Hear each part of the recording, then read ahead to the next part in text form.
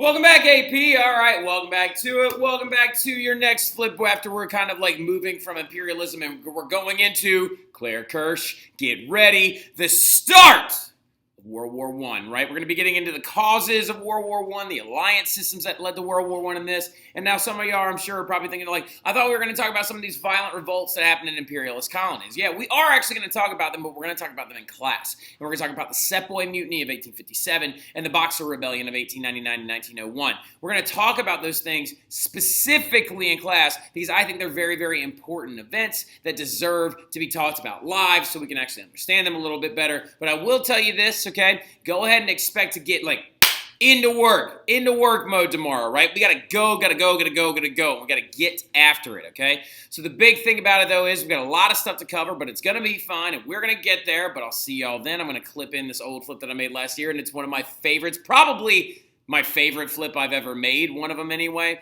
because of like some kitschy little things that I put in there. But I'm gonna clip that bad boy in because I gotta get all this alcohol raffle stuff down to get deposited and everything else. But I'll see y'all soon. Y'all enjoy. Have a good one. Welcome back, AP. That's right. We're going down into that bottom corner real quick. We're jumping down here, and I just want to go ahead and throw this out there. Fantastic job today in class. The quizzes are looking really, really top-notch. You guys paid attention during the Sepoy Mutiny story and the Boxer Rebellion, and I really appreciate y'all kind of coming along with me on this understanding that it is important for you to know about the atrocities of imperialism and the effects of Europeans on the rest of the world, right? So we talked about the Sepoy Mutiny, the Boxer Rebellion, which are going to result in 906,000 casualties total. And it's important to know that because this is happening in the background as we're leading up to what? That's right, a crazy, intense war. So jot this down really quick. World War I, right? We are now getting into the ridiculousness that is World War I, okay? World War I, the thing that I don't feel enough of y'all know enough about or enough Americans know enough about. And I think a lot of that is just because of American centrism and the idea that like we think that the only wars that are important are the ones that we were hyper involved in, right? So whereas in World War I, we were actually only in it from 1 year, right? So go ahead and jot the years of World War I down, right? So it's going to happen from 1914 to 1918. It is going to encompass the entire continent and lead to a massive war that will claim the lives of 10 million people throughout Europe. I think that's including civilians as well. But it's important for you to know all of these things before we begin the massive lead up to World War I, right? And have we been talking about the lead up to World War I this entire time? Of course we have. Mary Salvaggi, I know you were like, I thought that's what we were talking about this whole time. We were talking about that this whole time, right? But now we're getting into the direct political action that led to the beginning of World War I, right? And a quick note, just to kind of keep this in the back of your mind, you can jot this down in your notes, it's really, really up to you. There has been a lot going on with art and science during the late 1800s, early 1900s. Coming off the heels of Freud, getting into guys like Albert Einstein, who was actually going to become majorly active in the early 1900s. Couple that with Vincent van Gogh, who's going to create post-impressionistic art and then impressionism under Monet and da-da-da-da-da. But I am not going to talk about science and art when I have to talk about war, okay? We will talk about science and art, and it led to the craziness that was World War I and the big changes in science and art going past World War I and then into World War II in the next unit, right? So now the big thing, though, that you need to understand is that there's been a lot of going on with that, but we're just going to talk about the war for now, and then we're going to get into that later. So let's go ahead and lay this out, kind of like chapters in a book, like a table of contents. What are our overall causes of World War I? Well, everyone else in a high school class learns it like this, that there are the four main causes of World War I, right? And the four main causes of World War I are militarism, alliances, imperialism, and nationalism. Now, I don't teach it that way to AP European students. Not that it's not correct, because it is, all right? So, like, is that necessarily wrong? No. Did militarism, alliances, imperialism, and nationalism lead directly to World War I? Of course it did, right? So, ask any historian that. They'll be like, yes, that is true, amongst a lot of other causes. To try and lump a war that lasted that long into four causes alone, it's a little ridiculous. And also, something that we're ignoring is that these are the four main causes for the governments of the countries and the rulers themselves, right? These are the four main causes that the aristocracy and the conservatives of the European era agreed to go to war in 1914, right? That's the militarism, alliances, imperialism, nationalism. But what we're ignoring in this sense is what's pushing these guys to war. Why did people enlist in mass to go to this war, fight for their countries, and die? Why is this guy in the trench while those other people like Kaiser Wilhelm II didn't fire a shot in this entire thing, right? I think it's important to know that. I think it's important to understand that, yes, the main causes are why the governments of Europe are going to go to war.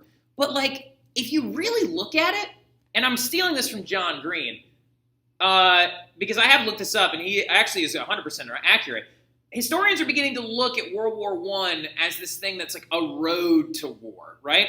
That there was a road we took to war, and a road that would eventually lead to war. However, much like any roadway, there were exits. There were places we could have pulled over. There were places we could have stopped. There were places we could have turned around, but we chose not to, right? And the big thing you need to understand going into it is that the common man, the guys in this trench, are just passengers on this road to war because their lives have dramatically changed. The era that they were born in is dramatically different from the era that they're fighting in, right? How life has changed? Well, just for a few, right?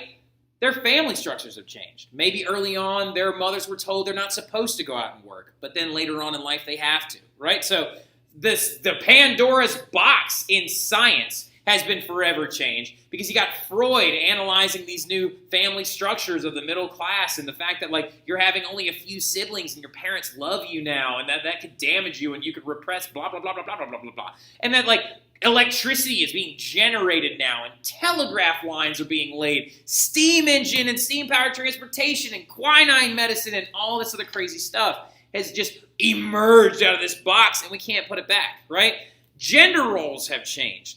Suffrage has been expanded to more people, and in some countries universally, right? For example, Germany, to anybody over the age of 25. However, women are beginning to fight for their suffrage roles as well. And also, economics have grown tremendously, right? So these men were affected by these changes, but these reasons are why governments agreed to go to war, right? And I do believe that John Green is right, and the other historians he's referencing, is that this was a road to war. And this road to war is paved with distrust, right? It's paved with nerves. It's paved with aggression and nationalistic tension, right? So the big thing you have to understand is that this distrust could earliest on be seen by the competition between nation states. Like, the nations are beginning to compete. You see, this is why I think MAIN is a little bit too conservative and small of a list, because the competition between the states is leading to the M, the A, the I, and the N, right? The idea that, like, the main competition or the competition led to the main result or the main causes is because these countries are like Germany is brand baby new. They're brand new. And they have created their empire at the infraction and at the humiliation of who? Of France, right? So when you really look at the core of this distrust, a lot of it comes down to those two, France and Germany, right? A lot of this really cooks down to the idea that the competitions between Germany and France and other powers as well, including Russia and the Ottomans and other areas as well, the Austrians and the Russians and the Russians and the Japanese and the Russians and the Russians, right? You have to understand that, like, what the competition, though, is really going to kind of the fires of that competition and that distrust, its nexus, its focal point, its hottest area was between France and Germany. Now, ironically enough, who's this guy? It's OVB. It's Otto von Bismarck. Some of you are like, I thought he got fired. We're jumping back into when he was still in power. And you have to understand that, like, Otto von Bismarck actually tried to keep that fire controlled, right? He was fully aware that France hated Germany's guts. He was aware of it. He knew it. He was going into this whole thing being like, okay, they really, really do not like us, right? And do they have a reason to not like you, Otto von Bismarck? He's like, yeah, probably, right? Because of the Ems telegram, the Franco-Prussian War, Alsace-Lorraine now belongs to the Germans, imperial growth, and the fact that Germany was trying to scoop up territories in France, or territories in Africa that France wanted, and the rise of Germany as a superpower. You have to understand, and this is what we referenced on the test, that Germany's industrial growth began to exceed that of Great Britain, that of France, even that of Russia, because of their creation of the Bessemer process of the production of steel, chemical engineering at companies like Bayer, creating the first aspirin pills, and Germany is becoming a superpower on this new stage. And they want to be included, right? They are tired of the stage being crowded by Britain, France, Russia, and they want to be included. And the way that Otto von Bismarck summed this up was he said, Germany is a satisfied power, right? So he actually said that, like, we as Germans are satisfied at our place now on this stage. And we do not want to have a large-scale war affect our economy and affect us in a negative way. So ironically enough, Otto von Bismarck early on, this is one of the good things he did. We talked about that in class today, right? Otto von Bismarck does a good thing, does a bad thing. This is a good thing, right? He believed to prevent war, he would create a large-scale alliance. And is this a genius idea? Yes, it is, right? His first alliance is called the Alliance of the Three Emperors, right? And that lasts from 1873 to 1891. And in the Alliance of the Three Emperors are the following groups. Jot these down, right? You got Russia, Austria, and Germany, right? Because each of them is ruled over by an emperor, right? So the League of the Three Emperors. Austria has the Austro-Hungarian Empire, the Austro-Hungarian emperor named Franz Joseph, right? Otto von Bismarck is being led by the German Empire, the German king, Kaiser Wilhelm I. And Russia is being ruled over at this point in time by Alexander III, the Emperor of Russia, right? Because Nicholas II doesn't take over until 1896, all right? So now, how does that isolate France? Why does that prevent France from getting all sassy and trying to start a war? Well, it's important to note that there are some bumps in the road, that this was not going to be a perfect alliance, right? But it isolates France because it creates a system where the only people that France can turn to is the British, who have historically not wanted to be involved in continental affairs, the Spanish, who haven't been super powerful since like the 1600s, the Italians, who are in a fledgling state and just became a country in 1861 and did not have the industrial growth that actually mirrored the Germans, and that's all. Who are they going to ally with? The Ottomans? The Ottomans are dying, right? So, like, they're not going anywhere. So Otto von Bismarck took away any large power that France could ally with easily that they might try to go to war with Germany with. This is a genius idea by Bismarck. Now, the hard part, though, is Bismarck has to keep this whole thing together, right? So I don't know if any of y'all have ever taken or made, there was these little things you could get out of a vending machine when I was a kid, right? There were these little balls that you constructed out of like 8 different pieces, right? And whenever you were constructing them, you had to put them all together, and you had to slide the top one on, and it was a very delicate thing. That was the League of Three Emperors, right? Otto von Bismarck had to gently, like egg toss, like for challenge, right? You had to be so gentle with it because any minute it could break, right? Mainly due to the fact that the Russians are not fans of the Austrians right now, right? So the bumps in the road mainly come from 2 things: the Russo-Turkish War and Pan-Slavism, right? So you have to understand that the Russians were coming to the aid of the Slavic countries in the Balkans, right? So the Balkans, including countries like Romania, Bulgaria, Serbia, Albania, Bosnia, those people are Slavic, right? They speak Slavic languages. Some of them use Cyrillic alphabet-based languages. Who is the other big Slavic country who has always believed their culture to be completely different from that of the rest of Europe? Russia, right? So Russia was supporting any Slavic people that they believed needed their help. That's why in this political cartoon, you can see the Ottomans right here, who controlled those Balkan territories for a time, are about to be crushed by the Slavic Avenger right here, the Kingdom of Russia coming down to destroy them, while the other powers of Europe look on, right? Russia on the way to save the Bulgarians particularly. And the Russo-Turkish War broke out because the Ottomans were committing atrocities against Slavic Christians in Bulgaria, right? And in Bulgaria, they were killing families, taking over areas, and mainly due to the fact that the Ottoman power was dying and their reform was failing, right? And what ended up occurring, they lost places like Greece, they lost Serbia, they lost Bulgaria, they lost like Romania, and they were having to keep pulling their borders in further and further and further because of all this crazy stuff that was going on. So the Russo-Turkish War led to more Balkan people being free, and Russia left the alliance for a pretty brief amount of time because they felt cheated in the Treaty of Berlin. Because during the Treaty of Berlin, the big thing that happens is Austria begins to distrust the Russians and say that they should not be involved in the creation and setting up of governments inside of the Balkans, right? So the Serbians create a brand new country called Serbia, or Greater Serbia. Bulgaria creates a country, right? And the Russians feel cheated because they were not getting the territorial gains that they were promised, and because they believed that it was a matter of time until the Austrians went in there and scooped up some of the Slavic cousins of theirs, right? Serbs, Bulgarians, and all these other people, okay? So the big thing, though, also, is Russia left for a short amount of time. And it was a weird temporary breakup, but as Russia left, Otto von Bismarck's like, oh crap, we just lost an ally. I gotta add another one. And the Triple Alliance would be formed in Russia's absence, right? The Triple Alliance would be Germany, Austria, and Italy, right? Now, Austria becomes their big dual alliance. That's their big buddy, right?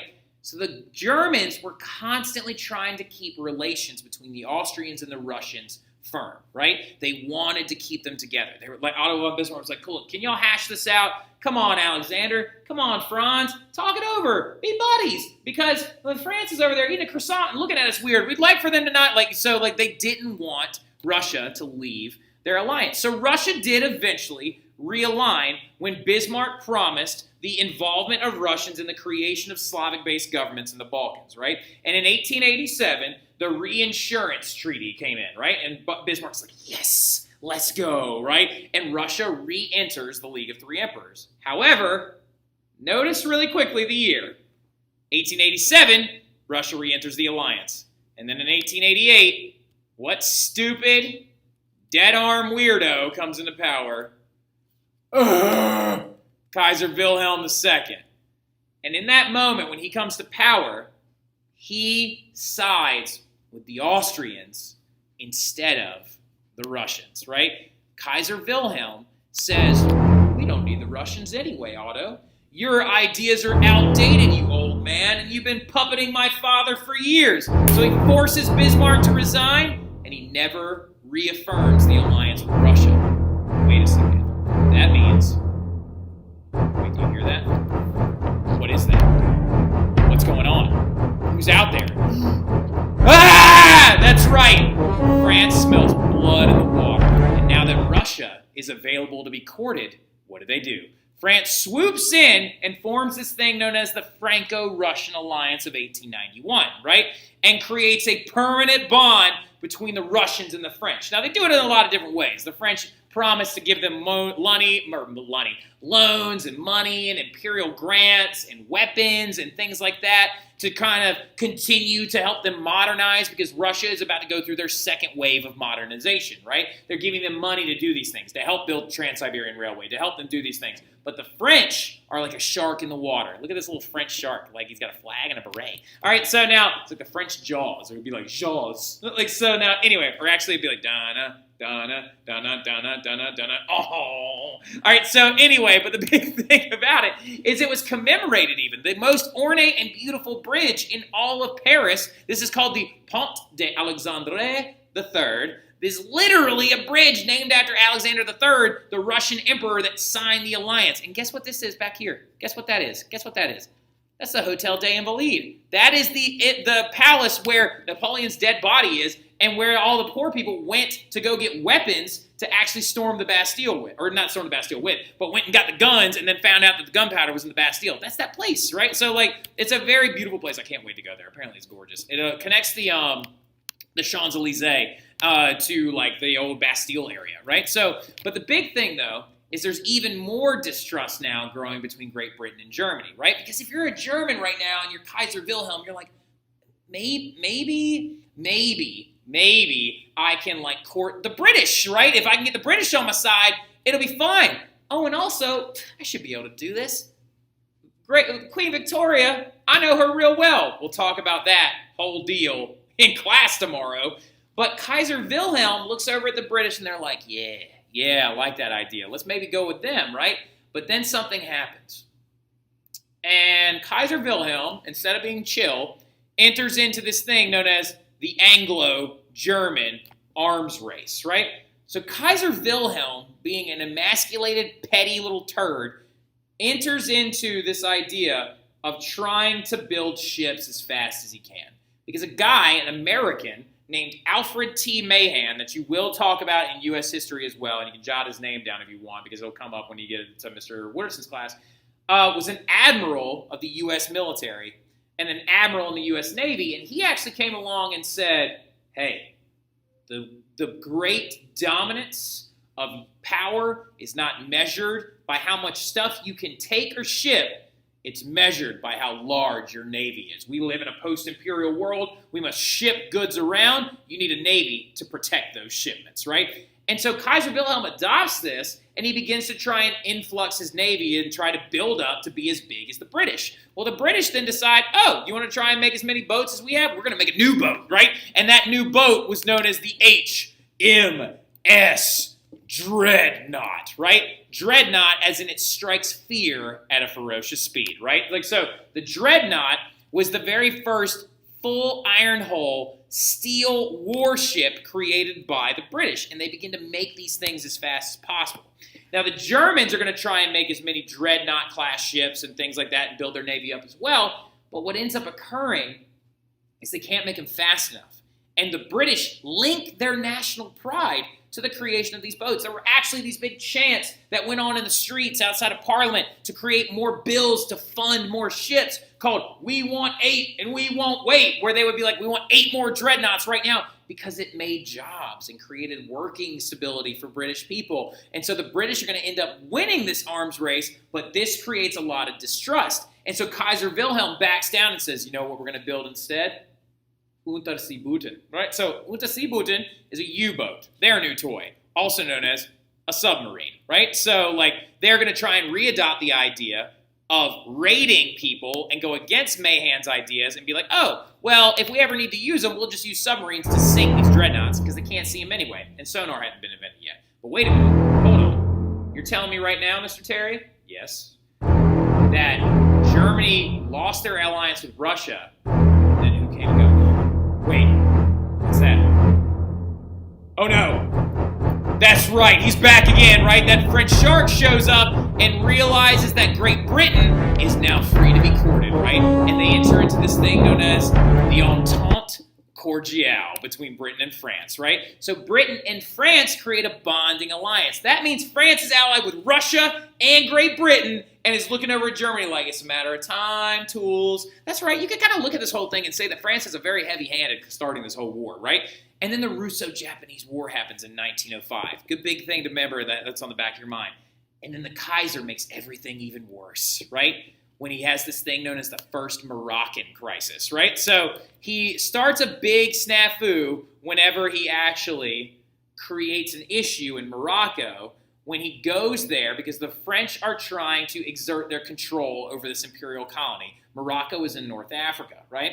And he goes over there and tells the Sultan of Africa to resist any French foreign influence, right? And he tries to butt into this new alliance that is being created between John Bull, which is England, and then France, right here, Marianne, which is the image of post-industrial France, right? And so the French get so mad at this entire thing that he shows up on a white horse. And I'll tell you the story and stuff like that. So leave 2 spaces underneath the Moroccan crisis, and we'll talk more about it in class tomorrow. Do not let me forget, though. Be like, hey, Mr. Terry, Moroccan crisis. Go over it. And then we'll talk about it a little bit. But basically, the Kaiser comes in, and he just got his chest puffed out. And it leads to a big issue that goes into the war because it causes the French and the British to actually solidify their dislike of Great Britain, or of Germany, and then yet again for the third time. There he is, right? And then the French encouraged the Russians to sign an Anglo-Russian Alliance, effectively creating this thing known as the Triple Entente. And the Triple Entente would be Britain, France, and Russia, all because Kaiser Wilhelm doesn't know how to manage his alliances, right? But that's it right there. I'll talk to you guys soon. Y'all have a great evening.